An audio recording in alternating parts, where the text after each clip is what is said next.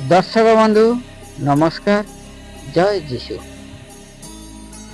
आमे आज जानिबा जीशु जो लिखिछन्ति पाप पाप विषय आमे आज जानिबा जीशु कौन लिखिछन्ति आमे से विषय किछि कहू। जो पापी दुराचारी लोक माने निजर भ्रष्टाचरण द्वारा सत्यर प्रतिरोध करन्ति सेमानक विरुद्ध रे स्वर्गर ईश्वर को क्रोध प्रकाश पाए।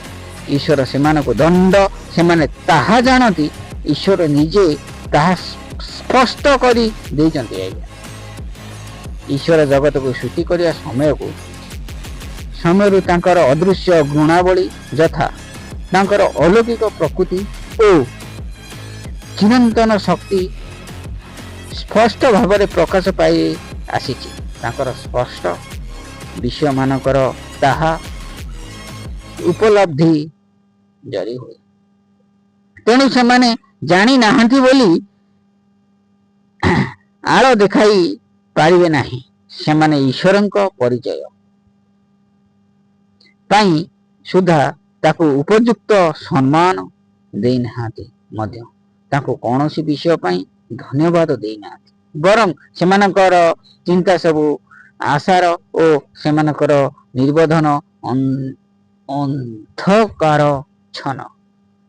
रोमी 1:18-22 रे कौन लिखा है? पापर उत्पत्ति बाइबल दर्शाए जे मनुष्य जातिर पाप पुण्य अवस्था रे कारण हेउची आदमंकर मूल अबाध्यता आदि 3 किंतु पापर फल मृत्यु केवल आदमंकर पाप जो नुही मात्र समस्ते पाप करिथिबारु समस्ते लोकंक निकट को व्यापी जाय थाई।